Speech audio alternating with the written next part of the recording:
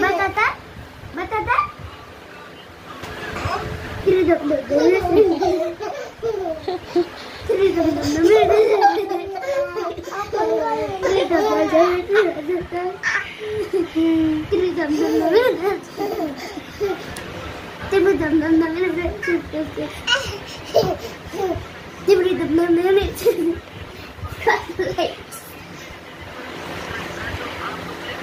Lama sama tulis.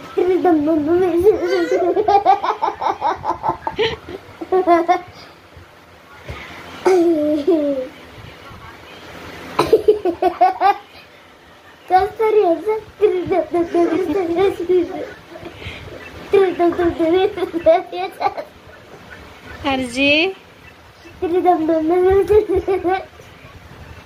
So, yun, tignan niyo siya. Ito na yung binigyan ni Auntie. Niluto ko na. Sabi ni Auntie, tinuruan ako, haluan ko daw ng patatas, and then, lagyan ko ng kamatis. Nilagyan ko ng isang pirasong kamatis, tapos patatas, 2 piraso. Ang bango niya, sobra. First time kong nagluto nito. Hindi pa rin din ako nakatikim nito, ha?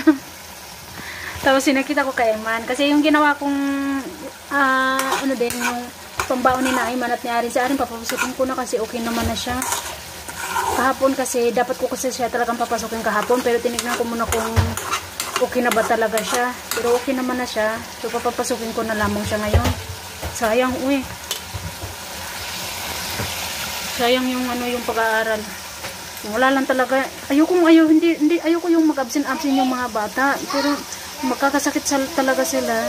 No choice tayo kaysa naman doon sila magano sa school. Ang bango nga sa totoo lang, sobra. Magbabaon daw si Ayman kasi ang ginawa kong baon ni na Ayman is same lang din kahapon.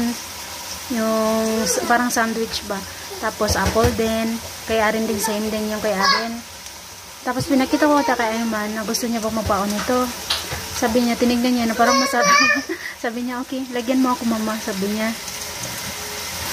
So, sabi ko, okay, bigyan ka tayo, kainin mo na lang, may sandwich ka naman. So, yun yung pangano mo sa ulam na to. Sabi niya, okay. Si Ayman walang problema. Okay lang yan ang okay.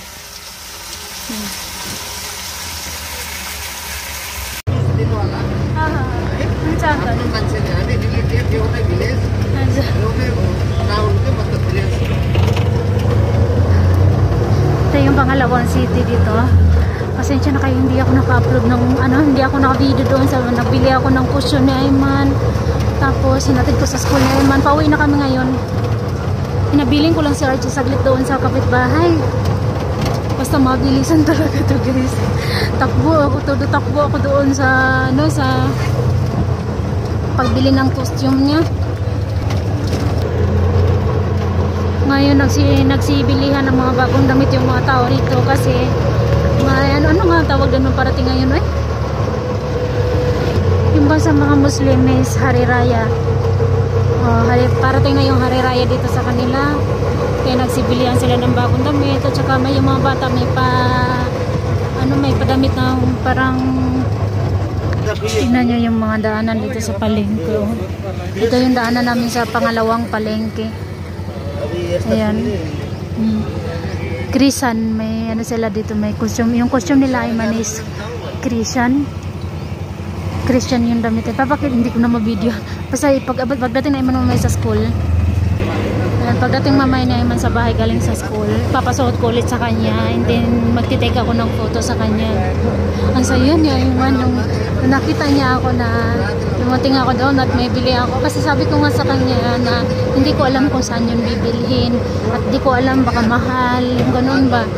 Tapos wala tayong pera. Yung pera ni mama hindi ba dumating, sabi ko sa kanya.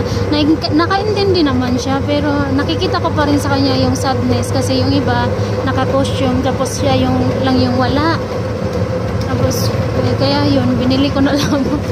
Binilihan ko na lang naman. At saka, sobrang tuwa niya. Masaya ako kasi nabigyan ko yung bata. Ayan. Mag-aano ako daw dito. masaya ako kasi nakita ko na masaya si Ayman. Nabigyan ko siya nabilhan ko siya ng damit. Basta nakita ko yung saya ni Ayman. Kanina sana yung biyanan ko yung pupunta dito. Sabi ko hindi ako na, para naman gusto ko makita yung happiness ni Ayman ba. Pagdating ko kanina dito, nagbus ako. Ako, napakaswerte ko na alam mo, hindi ko dinala si RJ. Diyan ako nagbabayad ng kuryente, oh. Ayan, sa building na yan. Diyan nagbabayad ng kuryente.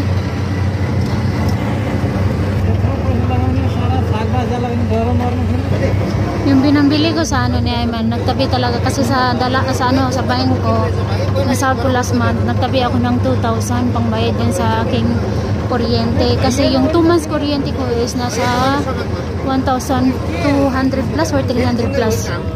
Tapos tinabi ko siya yun, para pambayad ko sana yun. So nawa, dahil gusto ni Ayman talaga na makasali sa ganon, sige na lang, pwede naman kahit medyo maliit ako magbayad sa kuryente. Ayan o, malunggay. Malunggay yan o. Ang ganda na pala ng bunga ng malunggay. So pwede na tayo manghingi next time. Kasi yung huling punta ko dito, yung kasama ko yung asawa ko, is, tawag dito,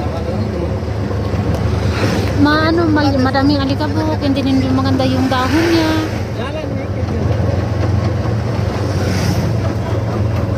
Uwi na tayo.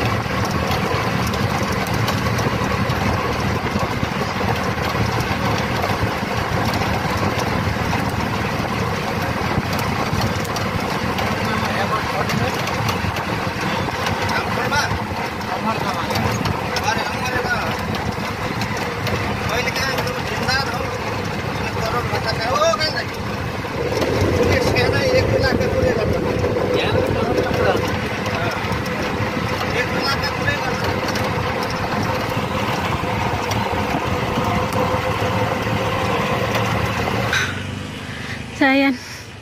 Nakauwi na tayo. Ay. Grabe. Nagkatawa ko sa akong paglakaw kay party. Yun akong daliin taon.